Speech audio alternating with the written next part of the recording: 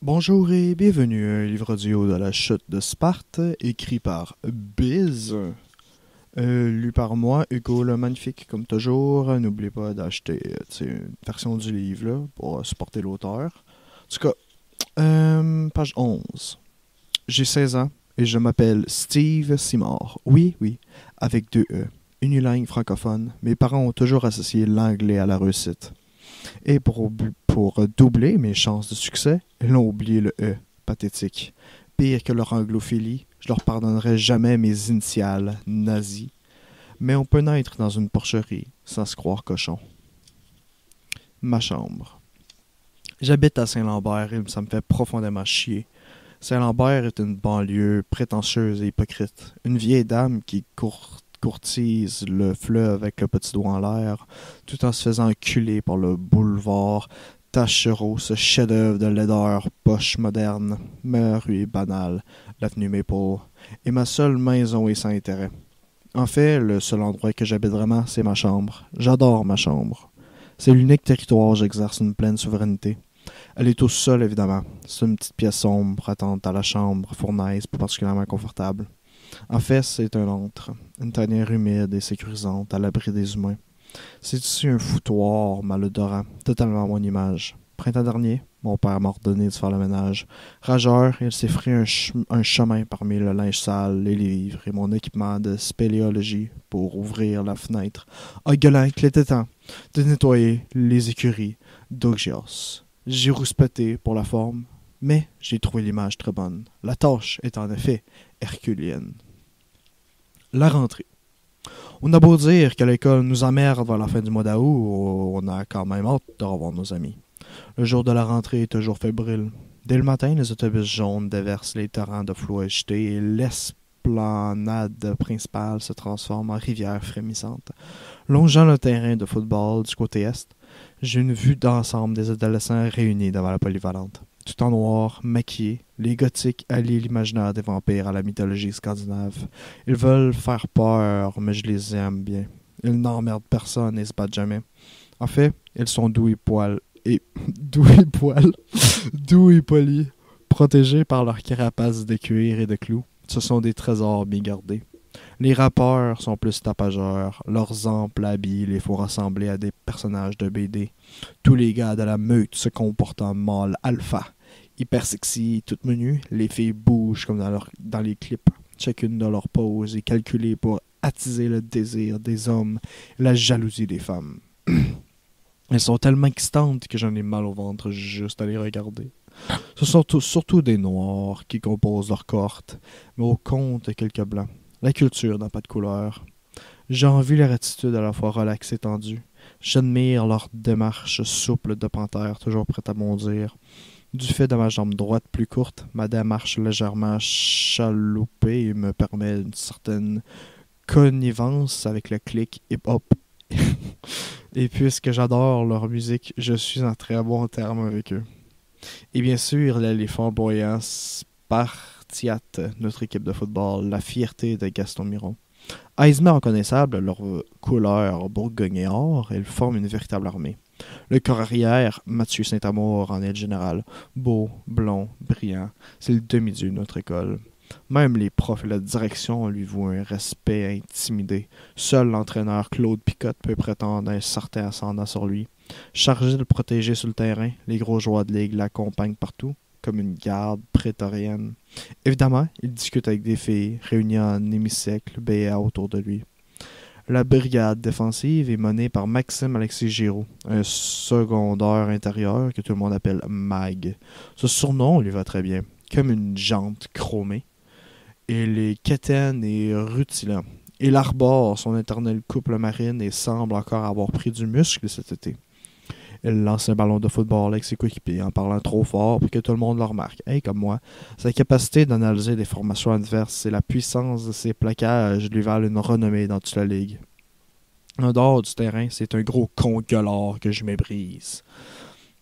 Assises en rond dans l'herbe, les cheerleaders de l'équipe piaillent comme des mésanges. Après 2 mois sans se voir, elles ont du temps à taper. Parmi elles, Véronique Plourde, aussi lumineuse qu'un après-midi d'octobre. Je la regarde de loin, comme un horizon inatteignable. Près des rampes d'escalier, Les skateurs font flipper leurs planches avec trop d'ambition et pas assez de talent. Comme des rôtis beurrés, les planches retombent toujours du mauvais côté. Il y a aussi des Newipi à Dreads qui jouent au hockey, l'incarnation de la nonchalance et de l'oisiveté. Et parce que la vie n'est pas une pub de coke, il y a cette majorité de jeunes sans style défini, hybrides, inclassables. J'en suis. N'en déplaise aux sondeurs, la jeunesse est multiple. Il n'y a pas de courant d'opinion propre aux jeunes. Ce sont les mêmes lignes de fracture que pour les adultes. Gauche, droite, voyance, paresse, extravagance, conformiste, génie, bêtise. Une seule chose rallie tous les ados, l'amour de la musique. Elle pulse dans nos tympans au même rythme que le sang dans nos tempes. Nos écouteurs sont les cordons ombilicaux qui nous relient à la matrice de nos iPods. Dans le film de nos vies, la bande sonore défonce les haut-parleurs. Toutes les scènes de notre existence sont enrichies d'une trame diégétique. En ce moment même, des transfusions ont lieu. Des amis échangent leurs découvertes estivales en partageant leurs écouteurs. Jumeaux hétérozygotes nourris au même placenta. Des glissements d'index sur l'écran tactile, j'augmente le volume. Comme une coulée de titane en fusion, la voix métallique de Bedem... Désolé, la voix métallique de Bedem emplit tout mon crâne. Battant la mesure avec ma tête, je me fonds dans la masse à la recherche de mes amis. Oh, Mom Spaghetti. La polyvalente Gaston Miron. D'un point de vue architectural, je ne connais rien de plus laid qu'une polyvalente. C'est un improbable amalgame de bunker gouvernemental est-allemand, de pénitencier à sécurité maximale et de caisse populaire. La nôtre s'appelle Gaston Miron, mais tout le monde dit GM. Imaginez, l'immense poète Gaston Miron réduit à une compagnie de chars américaine en faillite. Mais au fond, qu'est-ce qu'une école sans une usine à diplôme? Année après année, nous sommes des centaines à sortir de la chaîne de montagne astiquée et formatée, prêts pour la grande rue du monde adulte. Tout est moche dans une école secondaire. C'est un laboratoire de fausses bonnes idées des années 70. Béton craquelé, plâtre jauni, métal rouillé et couleurs tristes. Aucun matériau noble, aucune verdure, aucune gaieté. Censé d'apaiser nos caractères énergétiques, le vert tendre des murs donne la nausée. Quand en plus la peinture est caillée de partout, ça devient carrément déprimant. Sans doute pour qu'on ne puisse pas s'y précipiter, les fenêtres en meurtrière ne s'ouvrent pas. Pas étonnant qu'on végète à l'école à la fin de journée. Nos classes sont des serres pleines de gaz carbonique. La décoration est franchement infecte. Dans le hall principal de Gaston Miron, on y trouve un macramé géant. Je te le jure. La première chose qu'on voit en entrant, c'est une fouille d'amarre tressée avec des boules de bois. Dans l'entrée de la bibliothèque, c'est une touffe de poils rouges de 6 pieds sur 6 qui orne le mur. C'est quoi le rapport? À la longue, je sais que cet environnement merdique finit par miner notre morale, nos résultats scolaires. Est-ce qu'on peut poursuivre un architecte pour mauvais goût? La seule oasis de beauté dans ce désert de laideur, c'est l'immense mosaïque du visage de Miron sur la façade principale de l'école. Ça, c'est vraiment réussi. Des pièces de céramique asymétriques noires, grises et blanches façonnent la bonne bouillie du poète.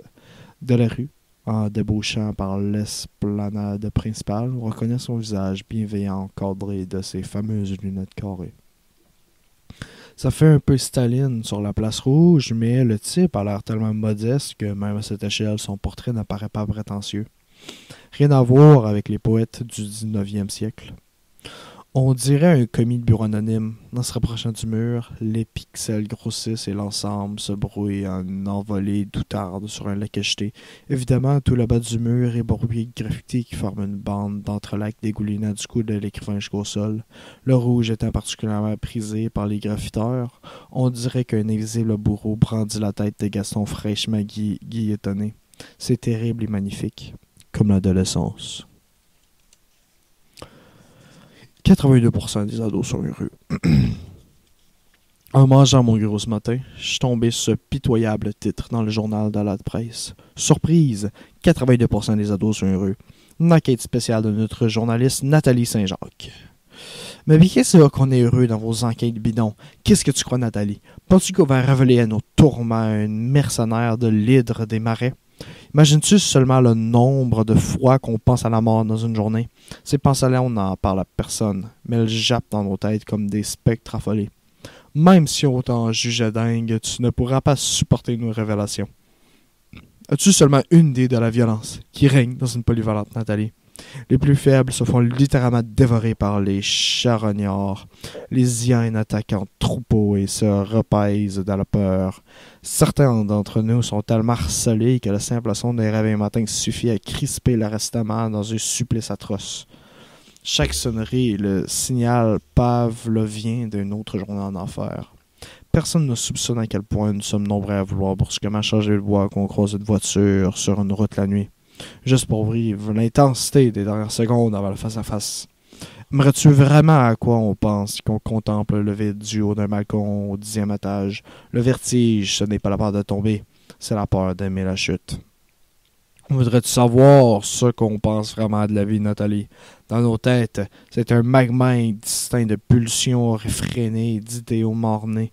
Nous sommes des cul-de-jatte rêvant de saut en hauteur. Nous sommes l'eau dormante derrière la paroi bétonnée d'un Manic 5. Une masse immense, immobile et inutile. En attendant de frapper la turbine qui libère à nos mégawatts, on laisse le temps couler. Des fois, c'est tellement plate qu'on se la serre des doigts avec un exacto pour enfin ressentir quelque chose. Nous sommes jeunes, mais la douleur est une vieille amie. Regardez ce que nous laissez, Nathalie. Une planète pillée, souillée par la haine et menée par des minables brûlants de corruption. La complète faillite des élites. Votre monde est dégoûtant. Tout comme Miron, je le refuse. Je vous garoche mes volées de copeaux de haine, de désir homicide. Je vous magane, je vous use, je vous rends fou, je vous fais honte. Vous ne m'aurez pas, vous devez m'abattre. Avec ma tête de toxon, de nœud de bois, de souche, ma tête de sommeil nouvelle. Vous êtes des épaunettes gangrenées par la tordeuse. Reboiser ne sera pas suffisant. Il faut tout brûler. Nous sommes la cigarette et la canisse de gaz dans votre forêt desséchée. Nous sommes les bleuets qui pousseront dans vos cendres. Nous sommes des avions mirages qui volent sous vos radars morts. Nous sommes des troglodytes qui évoluent dans un univers souterrain virtuel. Nous sommes des veuves noires qui tissent sur la toile des réseaux déterritorialisés. Nous réinventons le monde en 140 caractères. Nous avons un nouveau langage, LOL, émoticône de bonhomme qui cligne. Mais tu n'en sauras rien, Nathalie. Une journaliste de la presse qui nous demande si nous sommes heureux. C'est comme les Américains qui torturent les talibans en Afghanistan. On obtient des belles réponses, mais ils ne valent rien. Remplissant vos questionnaires, c'est vous qu'on remplit, comme des dindes avec une bonne farce. Dormez les vieux, tout va bien. Continuez de calculer l'intérêt de vos hypothèques. Vos jeunes sont heureux. L'homme rapaillé. Dans mon secondaire, il me reste deux choses. Mon cours de dactylo, qui me permet d'écrire aussi vite que je pense. Un exemplaire tout décrissé de l'homme rapaillé. Ça peut sembler peu en 5 ans d'apprentissage à temps plein, mais comparativement à mes confrères, c'est beaucoup. Chaque année, en guise de bienvenue, l'école donne un exemplaire de l'homme rapaillé à tous les élèves de secondaire 1. Pendant tout le mois de septembre, on retrouve de ces recueils abandonnés, mutilés un peu partout autour de la police, dans les autobus et sur les bancs de parc. Plusieurs trouvent aussi très drôle de se rouler des filtres à joints avec les pages de la marche à l'amour. Affirmer que la majorité des élèves se calissent de compagnons des Amériques relève de l'euphémisme. Malgré tout, la direction persiste et c'est tout à son honneur. On ne cesse pas de s'aimer sous prétexte que certains grains pourriront sans donner dépit. C'est en secondaire 2 que je suis tombé sur Miron. Littéralement, je me suis enfragé dedans. Ce vendredi soir, j'attendais un appel qui n'est jamais venu. Il y avait une fête chez un ami, je tentais d'en savoir plus, mais mes textos restaient sans réponse.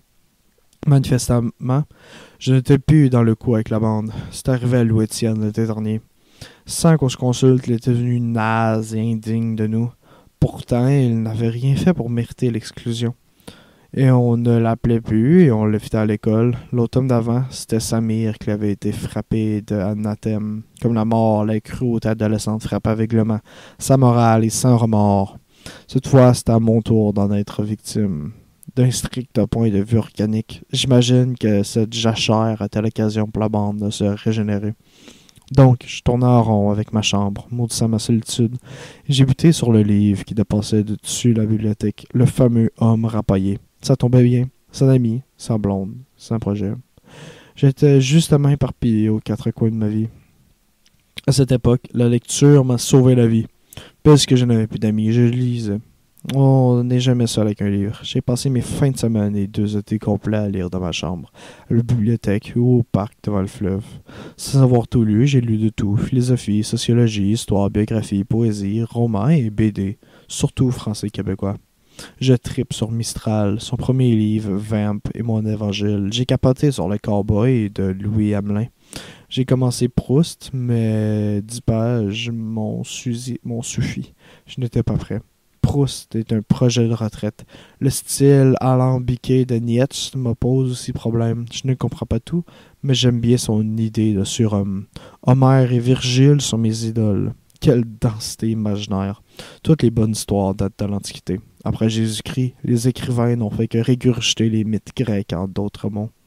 On lit parce qu'on est seul, mais on peut l'être seul parce qu'on lit. C'est que la lecture stimule la curiosité, la mémoire, le vocabulaire, la culture générale. Les profs aiment ça, mais pas les élèves. Je dois faire attention de ne pas trop étaler mes connaissances publiques. Au secondaire, lire plus qu'une page web est suspect, comme un gay. Un lecteur doit rester dans le placard et assouvir son vice en cachette. Les nerds n'ont pas d'amis, je tiens aux 2 seuls que j'ai, Samir et Louis-Étienne. C'est peu, mais les vrais amis se comptent sur une main de charpentier. Et puis, comme tous les grands lecteurs, je suis un peu misanthrope. Comparé au courage de zéro, l'insignifiance de mes semblables est insupportable. Alors, pour me fondre dans la masse, je fais le con en classe au moins 2 fois par année, et je rejoins les crans retenus. Paulin Métaux. Aujourd'hui, la prof d'anglais a été intéressante pour la première fois. Elle a commencé avec un exemple anodin de tirer sa propre jeunesse pour nous expliquer l'emploi dans l'imparfait used to. Malgré lui, elle a fait une blague et toute la classe a ri à l'unisson. Pas quelques rires isolés et méchants, comme lorsque le gros Giroud lui crie « Monsieur Love » ou « Paulin Lacouette ». Il a été surpris autant que nous de la réussite de son mot. Encouragé, il a poursuivi sa lancée en racontant des pans de sa jeunesse. Pour la première fois, c'était plus un prof d'anglais balbutiant des règles. Pour la première fois, il nous parlait. Et pour la première fois, on l'écoutait. On s'apercevait que Paulin n'avait pas toujours été le petit monsieur chauve avec des lunettes trop grosses qui semblent avoir destinées par l'osier lorsqu'il se fâchait. Il avait eu une jeunesse et du toupet lui aussi. Il avait aimé et fait des mauvaises choses, comme nous. La cloche a brusquement interrompu ce moment de grâce. Nous sommes sortis rêveurs. Sourire aux lèvres. En passant au temps, on pouvait conduire une Chevrolet Bel Air sans s'attacher, avec du Brill Cream dans les cheveux et une bière entre les jambes. D'ordinaire, si prompt à déguerpir au son de la cloche, le gros Giroud a même fait un détour pour saluer Métaux. C'était vraiment cool aujourd'hui, Paulin. Tu devras faire ça plus souvent. Paulin était tellement sonné qu'il a oublié de nous donner un devoir. Un clown au centre d'achat. Il était au centre d'achat. DAC, c'est du langage texto, là, ACH. C'était samedi. Il faisait beau et j'acceptais son invitation avec plaisir. Mon ami devait se procurer une sangle pour ses épaulettes de football. Moi, j'en profitais pour regarder les souliers.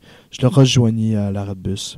Le stationnement des promenades Saint-Bruno débordait. Incroyable qu'autant de gens décident de se terrer sur les néons alors que le soleil de septembre nous offrait sa meilleure lumière. Le centre d'achat bourdonnait comme une fourmilière, se défilait en colonnes interminables et chaque individu semblait avoir un rôle à jouer dans cette chorégraphie chaotique. Les entomologistes s'extasient devant la puissance des fourmis qui peuvent porter 6 fois leur poids. Ces savants devraient aussi se pencher sur le cas des petites vieilles qui croulant sous les sacs ou de grosses femmes poussant des chariots surchargés. À une autre échelle, l'exploit est aussi remarquable. Si jamais un jour des archéologues découvrent les ruines des promenades Saint-Bruno, ils croiront avoir exhumé un temple.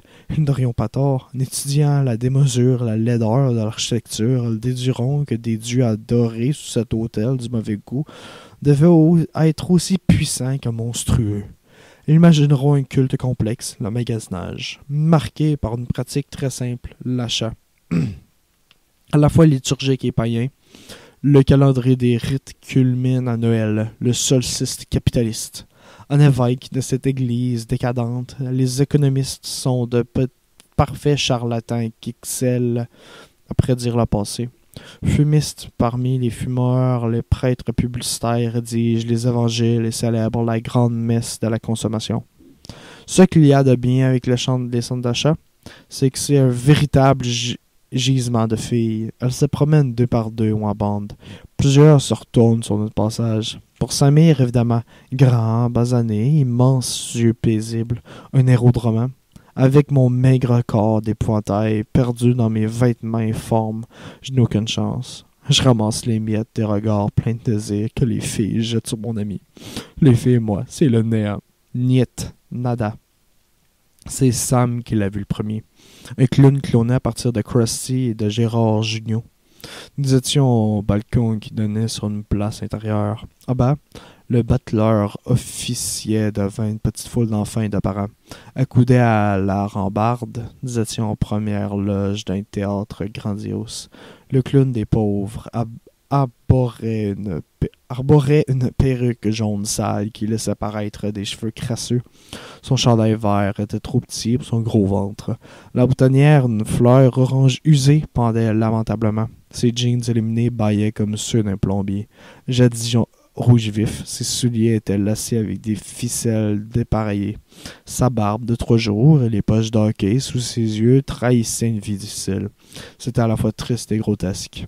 Il était 11h30 et le type avait déjà l'air écœuré. Il ne tentait même pas d'avoir l'air enjoué auprès des enfants. « Et toi, qu'est-ce que tu veux? »« Un chien !» Avec une attitude blasée, il gonflait une balloune tubulaire qu'il nous nouait rapidement en basset. La petite fille de 4 ans repartit merveillée en tenant la main de son père. « Et pour toi? »« Casper le fantôme. » En soupirant, il se pencha pour prendre une balloune verte dans sa valise. « Il est blanc, Casper, ça prend une balloune blanche. » Surprend plus fort, l'Auguste farfouillant impatiemment dans les couleuvres du caoutchouc multicolore. Ce faisant, il exposa au public une craque de fesses abyssale. D'où nous avons une vue en plongée sur la faille de Saint-Andreas. Et alors, Sam me donnait des coups de coude auxquels je répondais en trépignant de joie. Soufflant comme un fourgeron, il finit par se relever avec une balloune bleue. « Je n'ai pas de blanche, ça va être une balloune bleue. Ça va être un fantôme bleu. » Son ton exaspéré n'admettait aucune protestation.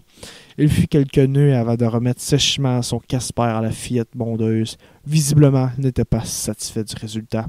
C'est vrai qu'il fallait une certaine imagination pour voir un fantôme dans ce dildo translucide. « Suivant !» Le garçon lui tint s'avançant à déclarer avec un grand sourire. « Moi, j'ai vu un varan de Komodo !» Ahuri, le pauvre clown avait l'air de se compter les dents avec la langue. L'enfant le relançant. « Un varan de Komodo, tu connais pas? C'est un gros lézard carnivore qui vit sur l'île de Komodo, en Indonésie. » Très fier de son érudition, le petit Darwin fixait le clown, qu'il poignarda du regard avant de se mettre à l'ouvrage. À travers les couinements caoutchoutés, on l'entendait maugréer dans sa barbe. Il remit un chien à l'enfant. C'est beau. C'est pas un varan, ça. C'est le chien qui t'a fait ta petite fille de tantôt. Il n'y a même pas de queue. Il faudra l'allonger. Ça ici. L'enfant s'en alla, reconstruisant l'animal à son goût. Le guignol fulminait. Une grosse trisomique à lunettes s'avança, accompagnée d'une gamine au regard vif. « Bonjour. » Je peux pas faire cette voix-là, c'est offensif, quasiment. « Bonjour. Je veux les siamois, s'il vous plaît. » Les personnes atteintes des trisomies 21 ont une grosse langue, ce qui rend leur diction laborieuse. Le Gus n'avait rien compris, mais n'osa pas le faire répéter. À l'aide de 2 ballons, il fit à sa main un semblant de couvre-chef, qu'il remit à la grosse fille avec un sourire coincé. Elle regardait l'assemblage sans rien dire. De plus en plus gênée, le clown lui indiqua en mimant de poser l'objet sur sa tête. La fillette intervint alors avec énergie. « Ma sœur veut un chameau, pas un chapeau. Tu ne comprends pas qu'on te parle. » Le malaise était coupé à l'âche. Conciliante, l'handicapé se coiffa tant bien que mal du soi-disant chapeau en s'éloignant.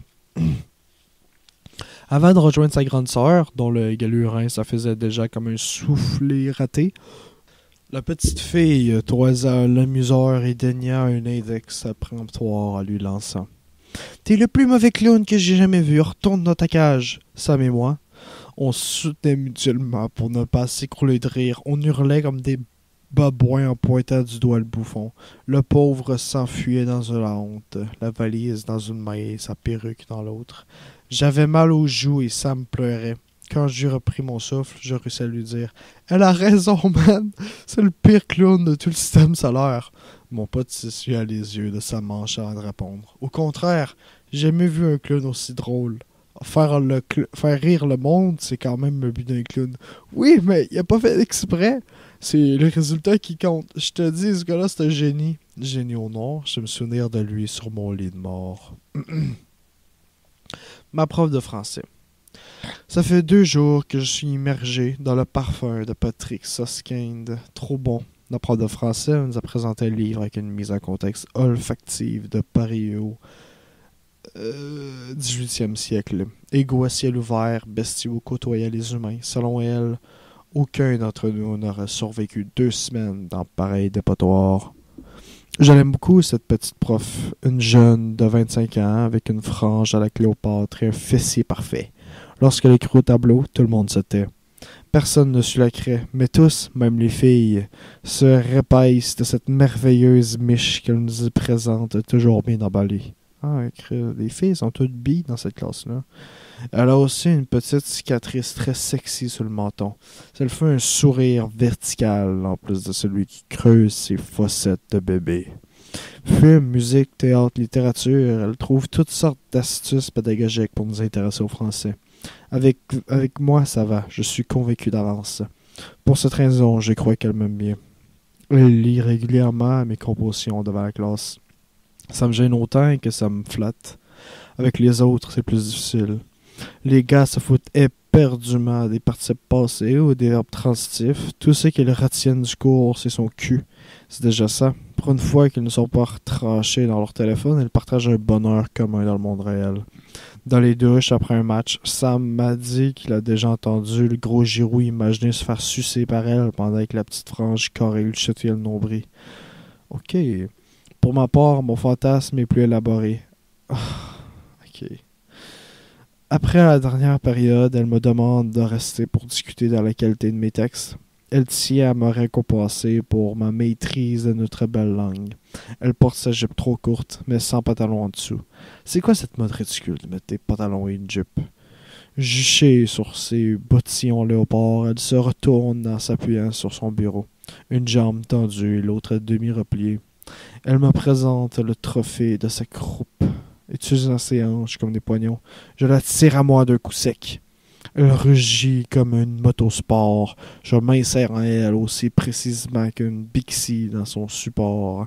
J'ai le sentiment d'être un tenon qui vient de rencontrer une mortaise parfaitement ciselée. Nous fourrons furieusement pendant qu'elle déclame des extraits de mon travail sur la philosophie dans le boudoir. Voilà pourquoi je m'arrange toujours. C'est de même que tu sais que t'écoutes trop de porno. Quand t'écris des affaires de même, man. Voilà pourquoi je m'arrange toujours pour sortir le dernier cours de français. Le pas traînant, le cœur battant, j'attends qu'elle m'interpelle pour pas parler de mes textes. En vain, évidemment. À chaque fois, je me trouve stupide d'avoir espéré. Et je retourne à la banalité de ma vie. La famille Akabauji. Enfin vendredi. À la fin de semaine, nous avions notre dose de l'école et pourtant, alors qu'on était libérés, on ne voulait plus la quitter. Samir et moi, on traînait sur les marches de l'esplanade à discuter avec quelques autres. Vers 16h, elle m'a dit « Viens-tu souper chez nous, man? » Cool. J'adorais la famille Akabauji. Béchir, le père, était colosse jovial qui achevait une brillante carrière d'ingénieur à l'Institut de recherche d'Hydro-Québec. Il avait notamment travaillé sur le moteur roue avec le projet de soins mystérieusement tabletté dans les années 90. Dynamique et menu, sa femme, Yamila, arborait en permanence un sourire moqueur. C'était une dramaturge reconnue dont plusieurs œuvres avaient été primées. Et bien sûr, Alia, la sœur aînée de mon meilleur ami. Une beauté de 1001 nuits qui faisait tourner toutes les têtes au cégep. Elle avait de grosses joues pleines que j'adorais embrasser. On mangeait libanais. C'était abondant, varié, succulent comme toujours. Et comme toujours, Béchir dirigeait des discussions passionnées. Il parlait fort en ponctuant ses tirades de gorgée d'un Bordeaux 2005. L'immigration, par essence, implique un déracinement. C'est absurde de vouloir récréer le terreau qu'on a quitté délibérément. Quand nous avons choisi le Québec en 1973, c'est parce qu'on jugeait que c'était mieux que le Liban. Nous vouloir devenir Québécois, c'est pas rester au Liban dans nos têtes. Le multiculturalisme canadien est une pure sottise, parce qu'il incite l'immigrant à rester en marge de la culture de sa société d'accueil. Cette idée est totalement néfaste pour le Québec, une petite nation minoritaire dont la culture et l'identité sont précaires. Je me permis de préciser. Oui, mais vous, c'était facile de vous intégrer. Vous étiez francophone et chrétien. Pour un patchoun, la marche est pas mal plus haute. C'est vrai, mais le Moyen-Orient n'est pas l'Occident, encore moins l'Amérique. Il a quand même fallu s'adapter. Mais expliquez-moi donc pourquoi les Asiatiques ne demandent jamais des commandements raisonnables. On ne peut pas dire que le mandarin ressemble au français, ni que la pensée de Confucius soit inspirée de celle de Fernand Dumont. Culturellement, l'Asie est probablement aux antipodes du Québec. Et pour toi, les Chinois et les Vietnamiens s'y intègrent très bien, sans jamais faire de vagues. C'est vrai, admis-je. Peut-être dans la culture asiatique, une valorisation de la discrétion qui commande de se fondre dans le paysage, je ne sais pas. Moi, ce qui me fait chier, reprit Samir, c'est me faire traiter de terroriste alors que je suis chrétien. Mais parce que je suis arabe, je suis forcément musulman. Les conneries islamistes me dégoûtent autant que n'importe quel occidental. C'est vrai que c'est pas facile d'être arabe, saint musulman, ajoute Yamila. Malheureusement, poursuivit Béchir, l'islam a complètement fossilisé le monde arabe dans le Moyen-Âge. Dire que nous avons déjà été une civilisation d'explorateurs, d'astronomes et de mathématiciens. Nous avons inventé le zéro et depuis plus rien. La réalité, c'est qu'à chaque fois que la religion avance, l'esprit critique recule. C'est la même chose ici, ajoutai-je. En Nouvelle-France, on était des coureurs des bois libres, indomptables, et qui parcouraient l'Amérique en s'amusant avec les Indiennes, sans rendre de compte à personne. Après la conquête, on s'est soumis à la morale débile des curés qui nous garantissait notre langue et notre foi. Pendant les troubles de 1837, le clergé a même refusé la petite loi catholique aux patriotes parce qu'elle se soulevait contre l'autorité du roi. En fait, l'Église a toujours combattu le progrès au Québec.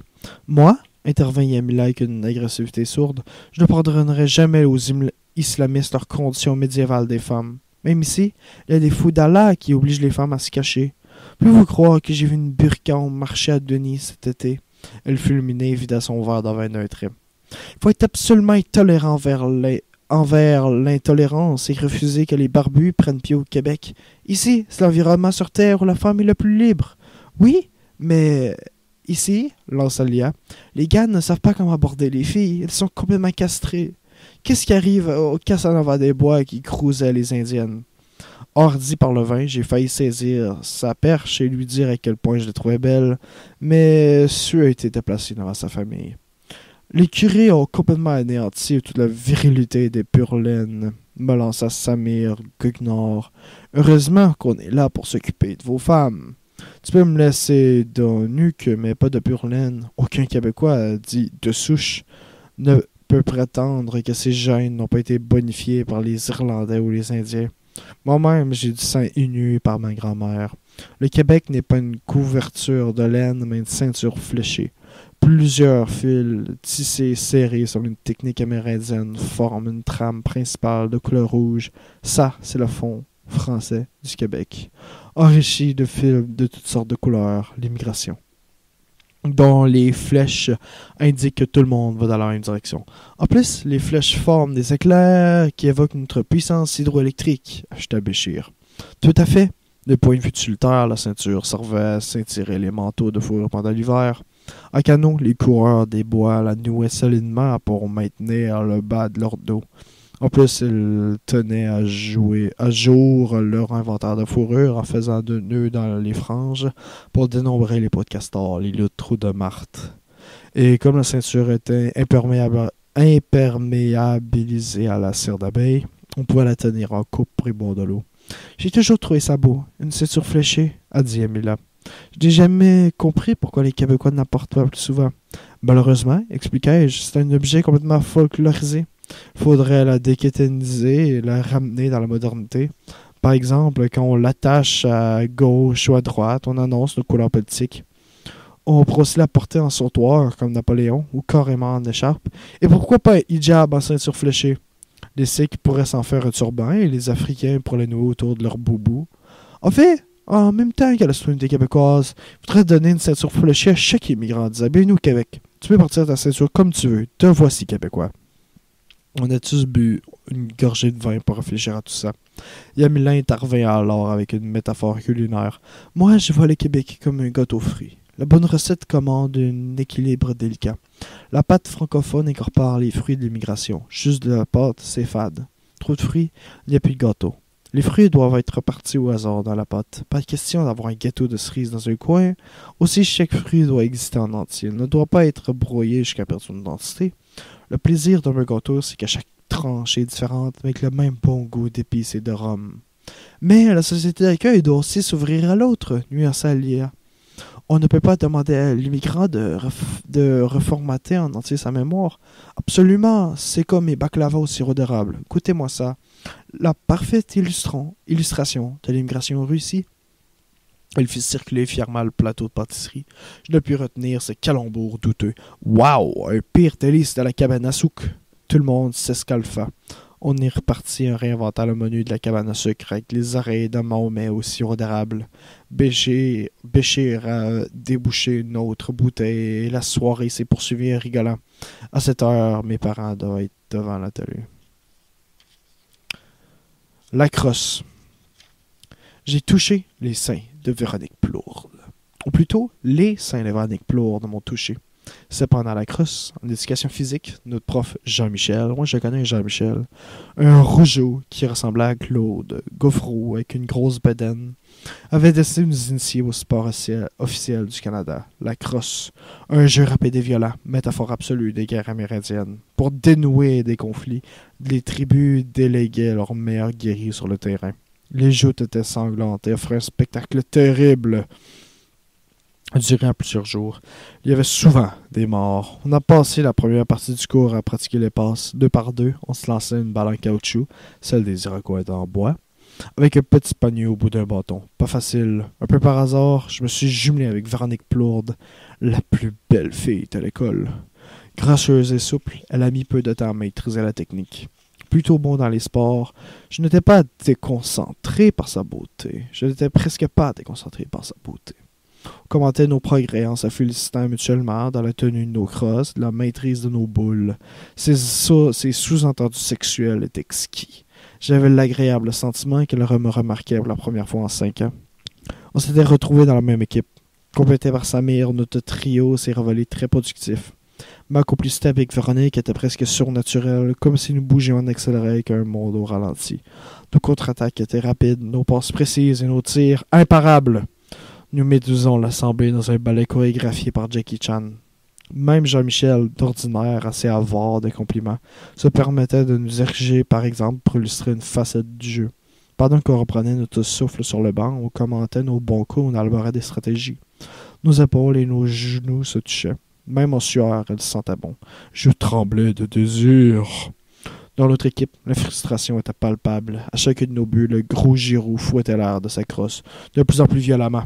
Il était notoirement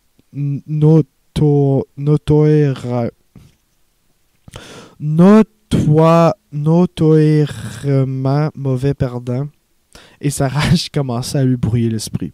Alors que Samir attendait une passe dans l'enclave, Giroud le chargea lâchement par derrière avec sa crosse, juste sous les l'omoplate. Sous l'impact, le dos de mon ami plia dangereusement vers l'arrière et s'effondra avec fracas, comme un pantin sa ficelle. Instantanément, tout le gymnase s'immobilisa et se tut. On entendait que les râles de douleur de Sam. Jean-Michel trottinant laborieusement vers le blessé, son sifflet rebondissait à son énorme ventre. Elle arriva à temps pour aider Sam à se relever, solide et fier. Mon ami dénia un regard assassin en direction de Giroud, qui regardait la scène avec un étrange détachement. Véro et moi, on a soutenu Sam jusqu'au banc pendant que Jean-Michel revenait vers Giroud. « Come on, Mag! C'est quoi l'idée de frapper par en arrière? On n'a même pas d'équipement! » « Ben quoi? C'est le jeu? » Techniquement, il n'avait pas tort. Les règlements de la crosse permettaient le double shake dans le dos. Ne sachant trop comment gérer l'agressivité de Giroud, Jean-Michel a remis tout le monde au jeu avec un bref coup de sifflet. Je bondis sur le terrain avec l'intention de venger Samir. On est allé très vite. Tout est allé très vite.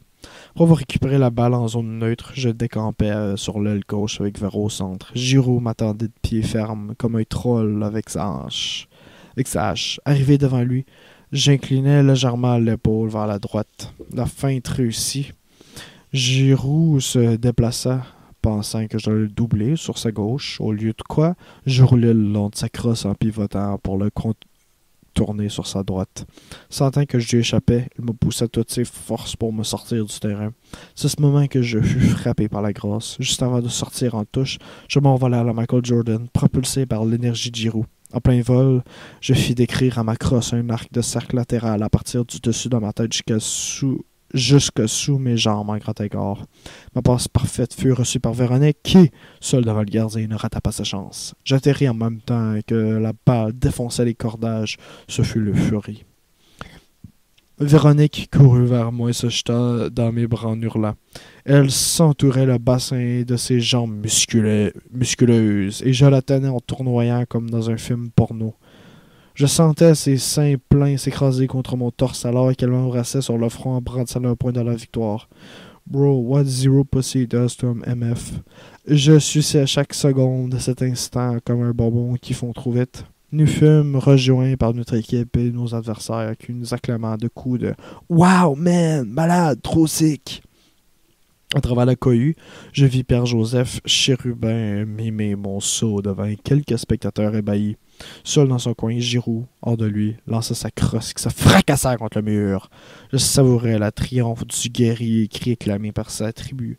Grâce à mon brio, notre clan pourra agrandir son territoire de chasse. J'allais enfin obtenir la main de la fille du chef.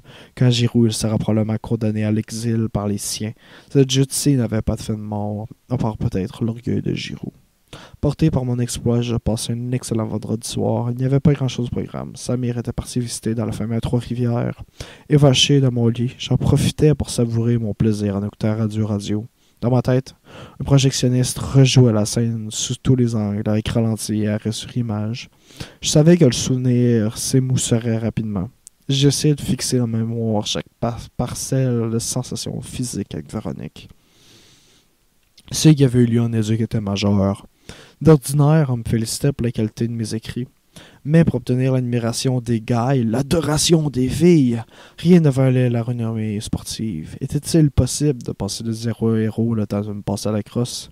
Je retenais mon excitation avec peine. Véronique Plourde, la plus belle fille du Québec, ne m'avait jamais regardé en 5 ans. Et depuis cet après-midi, j'étais buriné dans la marbre de son Cléo. J'avais vengé Patrocle, vaincu Hector, et j'aimais Roxane. J'étais Achille et j'étais Cyrano. J'entendais le prêtre qui me disait « Tu l'aimes, dis-le lui. Tu t'es couvert de gloire à ses yeux aujourd'hui. » Au contraire du rimeur à l'onnée, Cyrano de Bergerac, je veux dire, je n'allais pas mourir avec mon désir. Il fallait tirer de profit de ce beau coup pour me rapprocher d'elle.